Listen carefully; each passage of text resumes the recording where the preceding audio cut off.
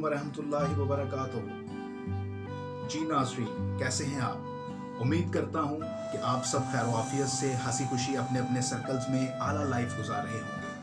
ख़वातीन व हज़रात, सबसे पहले तो मैं माज़रत ख़्वाह हूँ कि इस पिछले पूरे 1 साल में हम वीडियो अपलोड नहीं कर सके, अपनी बिजनेस एक्टिविटीज़ की वजह से, अपनी मसरूफियत की वजह से।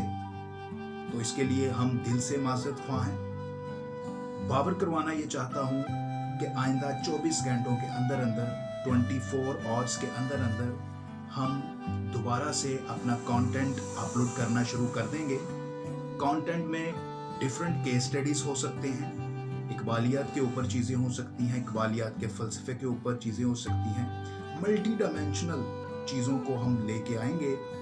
और उम्मीद करता हूँ कि आप हमेशा की तरह हमारे इस चैनल के साथ एंगेज रहेंगे और अपनी मोहब्बत का भरपूर सबूत देंगे। Wish you best of luck. Channel को सब्सक्राइब लाजमी कीजिएगा और साथ में उसी के टूवर्ड्स बेल आइकॉन को लाजमी क्लिक कीजिएगा। अपना बहुत सा ख्याल रखिएगा और दुआओं में याद रखिएगा।